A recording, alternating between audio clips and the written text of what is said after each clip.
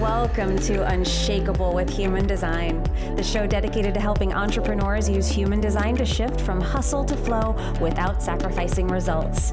Come here to become an unshakable human and build an unshakable business according to your human design. I'm your host, Nicole Laino. Hello and welcome to Unshakable with Human Design, everybody. I'm your host, Nicole Laino, and we are here continuing our Centers series, another installment of a deep dive into one of the 9 centers. So if you haven't listened to the series, if you are just catching up with us now and you're coming into this brand new, to let you know what we're doing here, we did a series on the profile lines a while back. That was a huge success. People really, really loved it. And when I asked my audience what you all wanted to hear next as far as a series, you all said that you wanted the centers. That was without a doubt the runaway winner in that little contest. So here we are. There are 9 centers. We are doing 9 episodes, an episode dedicated to each center, because centers are at the center of our design. They are such a core piece of what makes us us. So human design is a science of differentiation. We are going from really big categories like type, which type is determined by centers, authority, which authority is also determined by centers. So you see how important the centers are. The centers are the center of our consistency. What is consistent for us? It tells us how we interact with the world energetically and how the world receives our energy, what they receive from us, all based on the centers. The centers have an integral part in this, and they tell us so much. So we have these big categories like type, authority, profile, and then we get more and more differentiated as we go down. Because I can be a manifesting generator, but I could be a manifesting generator technically with just a sacral and my throat defined with the 3420 channel. And I could be a really open manifesting generator. Now, I'm not. I am a manifesting generator with 6 defined centers and 3 open centers. So my definition is going to be very different than that person that just has the sacral and the throat, even though we're both many gens. I'm also emotional. That person in that example would be a sacral manifesting generator. All of these things start to tell us why when you read a definition of a type and you're like, that doesn't resonate with me, or I don't really feel like I'm that, you do have to take in the whole chart.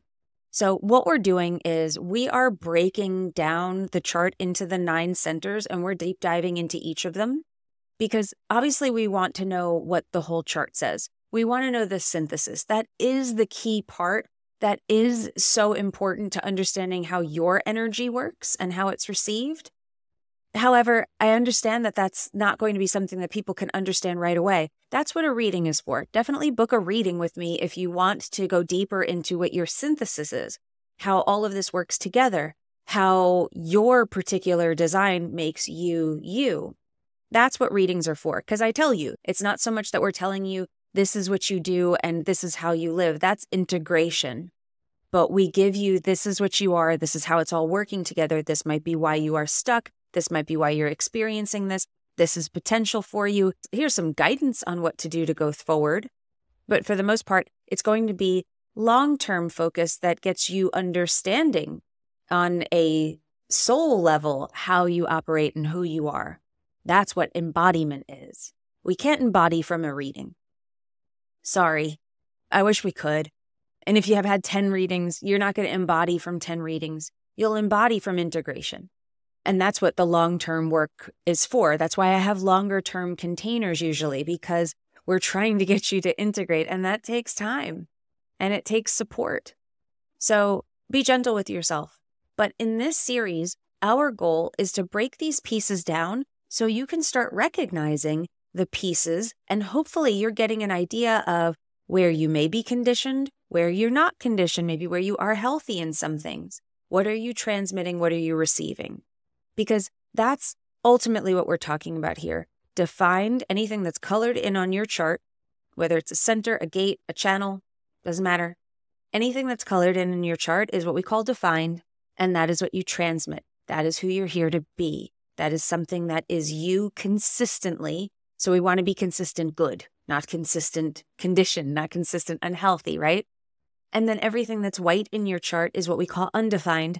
That's what you transmit. That's what you're taking in. That's what you are feeling from other people, the outside world, outside themes. They're not for you to be all the time. And most suffering in our lives comes from us trying to be something all the time that we're not meant to be. And rather than it just being this limitation or something that we think is wrong with us, I think one of the beautiful things about human design is you look at the chart and your chart tells you right away who you're here to be, and more importantly, who you're not here to be. Stop trying to be the things that you are not. Now, don't mistake me in thinking that means that I'm saying you can't do things, you can't achieve things because you don't have or you do have something. It does not mean that at all. It just means there's probably going to be a different way you go about getting that thing, achieving that thing, becoming something. It'll be by becoming you. So that's my goal. This series is going to be about helping you piece by piece, all of the 9 pieces that make up the biggest system, one of the biggest systems in the body graph, one of the most powerful pieces that tells you who you are and who you are not, are the centers. So we're going to show you what each of these pieces means. We're going to give you the information and some anecdotal stuff, examples to try to get you to understand whether you are conditioned in this space or unhealthy in this space and what you can do to move that into a healthy state.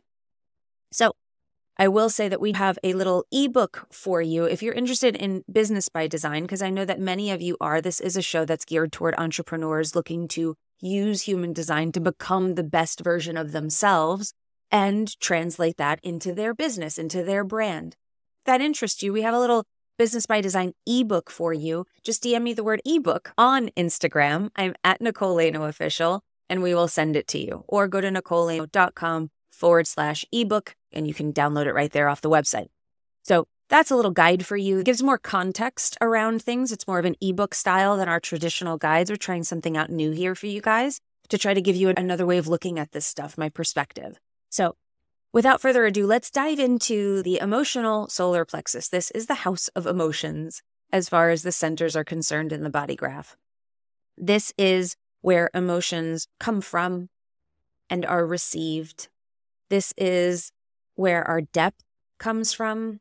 Our passion comes from here. We tend to think of emotions as bad because we think of emotions like sadness and depression. And yes, it can be all of those things, but emotion is passion and excitement and joy, all of that. Those are just the opposite sides of those other pieces that we were just talking about. Sadness, it's joy on the other side. So what the solar plexus tells us, whether you have it defined or undefined, is what's your relationship with emotions? How do you experience emotions? How often do you experience emotions? And where do they come from? Now, this is a bigger conversation about processing emotions. But what this center tells us is how you can go about processing emotions. And it doesn't matter whether you're defined or undefined. We all need to process our emotions based on our circumstances. The things that happen to us, we need to process them.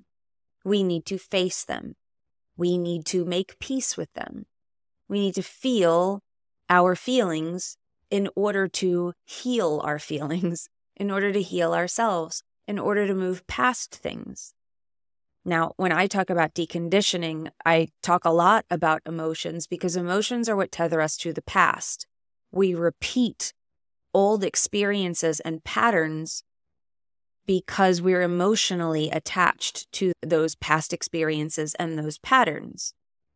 And we repeat them because somewhere deep down, we know that in order to move past them, we need to resolve them. So we revisit is more how I like to look at repeating. We are revisiting the same thing. So how do we process emotions? How do we process the things that happen to us? How do we use human design, and whether we're defined or undefined in our emotional center, in our solar plexus, how do we use this as a guide? Because that's really what human design allows us to do. It's like a map. First, let's talk about the defined emotional center. The solar plexus, which if you go all the way to the bottom of the body graph, and you see the root center all the way at the bottom, the square at the bottom. If you go to the right and up a little bit, you hit a triangle on its side, which is the solar plexus. So if that is colored in, you have a defined solar plexus. Congratulations. You are also an emotional authority. That's how we figure it out. If you're defined in the emotional solar plexus, then you are an emotional authority. Now, you can't really talk about being defined emotionally and not talk about being an emotional authority. But let's talk a little bit about what makes you different being an emotional authority. As an emotional authority or defined solar plexus, your emotions are not going to be necessarily circumstantial. It's not going to be, I'm emotional because this thing happened and it made me sad. This thing happened and it made me happy. This thing happened and it made me feel really motivated and excited. It doesn't work like that for us. Those things can affect us, of course. We are humans, but more than likely, you wake up every day or throughout your day, you feel different. Moody, maybe, happy, excited. Now you want to be left alone. There's an emotional process that is always happening in us. I am an emotional authority. I have a defined solar plexus. I know this well. This is my process.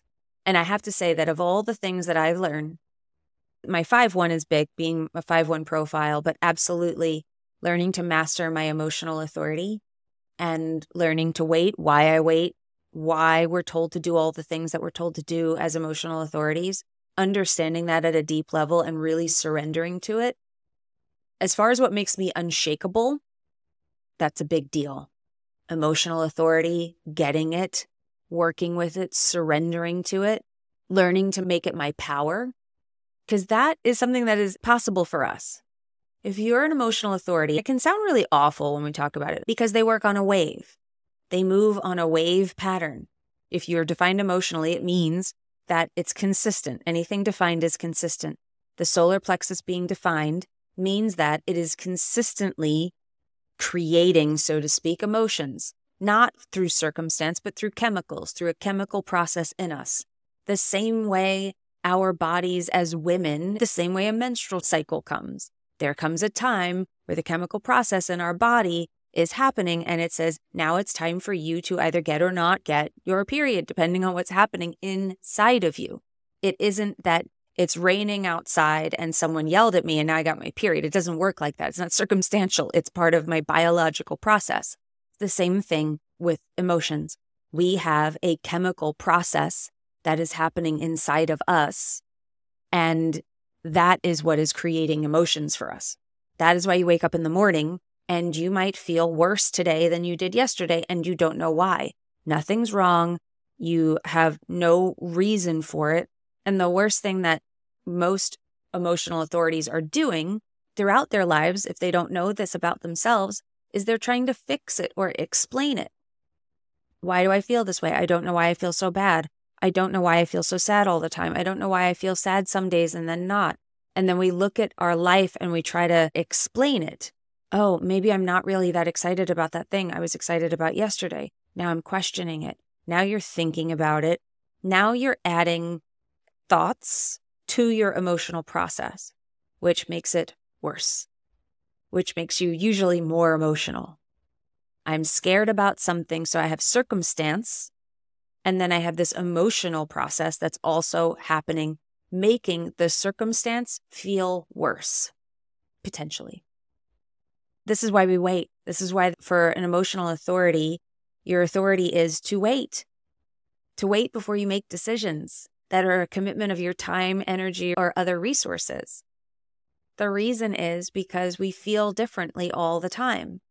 If I feel great today and I say yes to something, but then 2 days from now I don't feel so good, I might question that decision I made today because I didn't make the decision having experienced all of these different emotions. We wait so that we are experiencing the different emotions. We're taking that decision with us throughout our day. And we're being like, okay, when I'm angry or when I get really sad or when I get really upset, I'm going to look over at this decision again and see if I still like it. I'm going to carry this around for a week and see how I feel about it, because that's really what you're doing. We see how we feel about things. It's how we make decisions. We feel everything. Everything is about feeling to a defined solar plexus. So the quicker you get comfortable with that and you start to observe your emotional wave rather than try to fix it or try to explain it and make sense of it and then act from it. So what can happen there is I'm afraid of something. I'm afraid something is going wrong. I'm afraid that this thing is not going to work out. So quick, I'm going to go run and do something. I'm going to go hire a coach. I'm going to go fire my coach. I'm going to go launch a new offer. All of these things that we could do, you don't want to do them out of an emotional place because it's not the truth. You're not fully lucid in that space. You're not clear. And that's what we mean when we say you're waiting for clarity. So defined emotional center is always experiencing emotions. They don't have anything to do with circumstance, and they're happening on some sort of a cycle. And that cycle is based on the channels that you have activated. It'll tell you what your cycle looks like, what your wave looks like, and then on the individual, because there's going to be something that's purely you, of course, because you are an individual person. Now let's talk about the undefined solar plexus. I know when I first started learning about human design, I was like, I wish I had an undefined solar plexus. That seems so much easier. And while I do think in some ways it is easier, cleaner to go through life, you can move faster because emotional, we tend to need to take some breaks because, well, we're emotional. We have these moments where we're unsure and we have to wait. We have these pauses. We do have the potential to be very passionate, sexy, powerful. Emotions are powerful. To be able to affect people emotionally is powerful. But it does seem easier to me to be undefined. However, with time and with understanding myself through my emotional authority, making peace with it, working with it, learning to use it, now I'm like, I wouldn't be me if I wasn't emotional. I don't even know what I would do. I don't know how I would be.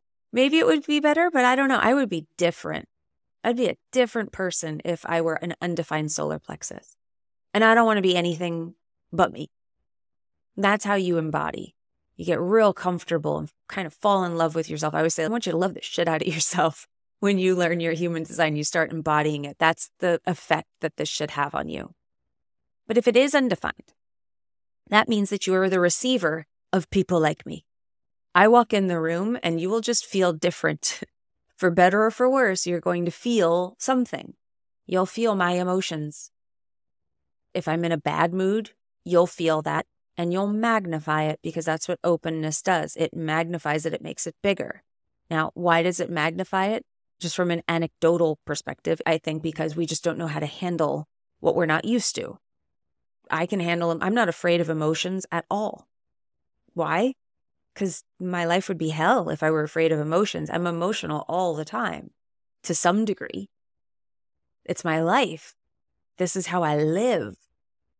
But to the unemotionals, to the open emotionals, it's brand new. It's different. Now that can be very attractive.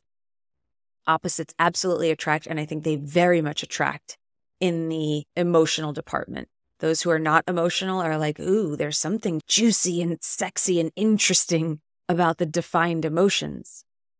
Now, that doesn't always mean that it's comfortable all the time. So you're receiving that emotional frequency. You're receiving the emotions from the outside world. And you have to figure out for yourself what that feels like to you. My husband would come in the room sometimes and he would be like, what's wrong? And he didn't mean anything by it, but there was really nothing wrong. I'm just emotional at the time. And he picks that up and it makes him uncomfortable. Now I just say, I think I'm in an emotional part of my wave. So if you need to just chill out, not right next to me, that's cool. I don't mind. I get it. It's okay. And he goes and he does his own thing. He's very open. I'm not. He feels a lot from me. I know I'm a lot for him, which can be very exciting and sexy. And then sometimes he's like, it's a bit too much for me right now. I need a break. And I'm like, cool. I no longer take that personally. I wish I could say that I never took it personally. That would be untrue though. Before I knew this, I took a lot more personally. But the conditioned open solar plexus avoids confrontation and truth. That's the textbook answer, which really means I avoid emotions. I don't want to feel them from you. I don't want to feel your emotions, so I might avoid you because I don't really want to be near that right now. I don't really want to deal with that. So it says, I'd rather just go over here where I don't have to feel all that. But also you avoid your own emotions, and that's where you get into trouble. And if I have open emotionals come into my world and they are stuck in some way, I'm right into those emotions. What aren't you feeling? What aren't you allowing yourself to feel? Because that will tell you so much. That will tell you that's what you need to clean out. If there's ever a center that needs to be cleaned out and gutted, it is the open emotional center, because it becomes a storage facility, because there's so much of avoidance that has to do with being open and the conditioning of the undefined solar plexus, that it becomes this place that you can pack away emotions. You stuff them down. I don't want to deal with this right now. Ick, emotions, yuck, hate them. And you're not dealing with your own feelings. You pack it on, you hold it, and then you end up becoming so full that you have no capacity for anything else. So more avoiding, more stress, probably not attracting the things that you want, and ultimately ending up where you feel like you're doing a lot of personal work. And you may know the story of your life and where a lot of your conditioning came from. And what I say to people when they say, yeah, well, I know where that came from. And I know it was my dad, or this had to do with this thing that I experienced as a kid. And I'm like, great. Have you felt all of your feelings that have to do with that? Have you allowed yourself to go to the depths of your emotions there? Now, I do this with defined and undefined people. I had to do this work. This was some of the most impactful work I have ever done. This is what I use EFT for. Clean it all out. Really excavate the emotions. However, for open emotionals, I find that this is usually the hardest piece, because think about it. The conditioning of the center says avoid confrontation and truth. I'm not going to make that move because it might cause a rift between this person, or it might make somebody uncomfortable. I'm not going to say that online because somebody might see me and they might be offended by that. I don't want my friends back home thinking that I'm better than them. All of these are avoiding confrontation and truth. You're avoiding your truth because you are avoiding confrontation. So you're not doing what feels in alignment for you, what your sacral is saying yes to, what you've been invited to, what feels like a real pull of your energy. Doesn't matter. I think I'm following strategy and authority. Well, you're not if you're avoiding confrontation and truth. Your energy wants to go in one direction, but your conditioning says, no, don't want to deal with that. Don't want to feel that. Let's just stay over here. So this is why you have to clean it all out.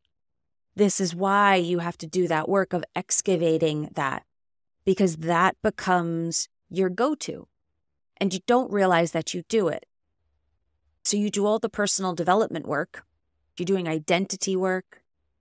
But if you're still really avoiding the feelings, then that's why you do all of that work. You're affirming things in the mirror and you're saying all of these things that sound wonderful. But the feelings are what determines your frequency. They are what determines what you are able to be out in the world and what you are attracting. If you don't decondition the center, you'll find that a lot of your work probably will not pay off in the personal development department, and possibly in the regular strategic work that you're doing, because you're not able to fully show up for it. You're holding back energetically. You're not doing things consistently. This is where a lot of it can come from. We think consistency all comes from the ego. No, this is where all of these pieces get intertwined. This is where when you understand the synthesis of your design, it can act as that map to say, these are the areas we should focus on because you're dealing with this problem. Let's dig in here. That's how I work with this stuff. I use human design as a map to show us where some of these themes might be. And it doesn't matter if we are dealing with emotional issues and going through the emotions. It might be having to do with a ego center theme. But if it caused an emotion, the emotional center is going to be how you work through it. So this is how it can start to help. I hope that you're seeing how the solar plexus operates, that if you have it defined, it's going to be this consistent process like a machine creating emotions on this cyclical sort of wave. And then if you have it undefined, you're going to be feeling everybody else's emotions. You're probably avoiding emotions and emotional situations. You might be avoiding things that are really important for you, but because you don't want to feel the emotions that may or may not come up, you avoid those things. So you're not taking steps in the direction of your dreams because you are more attached to playing it safe emotionally. And it is the feeling that will get you through that. So I hope you found this helpful. I hope you liked this episode. I hope you're enjoying the series. If you want that ebook, go to NicoleLaino.com/ebook. You can grab it there. DM me ebook on Instagram. I'm at Nicole Laino Official. We will send it to you there. Thank you for being here. Thank you for making it to the end of this episode. I'm so happy that you're here with us on this series. Hope you're enjoying it. And remember, in order to have an unshakable business, you must first become an unshakable human. So thanks for letting us help you become unshakable with human design, everyone. We'll see you next time. If you love this episode and you're a fan of the show, please show us the love on iTunes, Spotify, or wherever you're listening to the show and leave us a review. And if you'd like to connect with other entrepreneurs on their human design journey, join our free Facebook community, Human Design for Entrepreneurs. Go to NicoleLaino.me/podcast links to join the group, book a human design reading with me, or access our free human design resources. We'll see you there.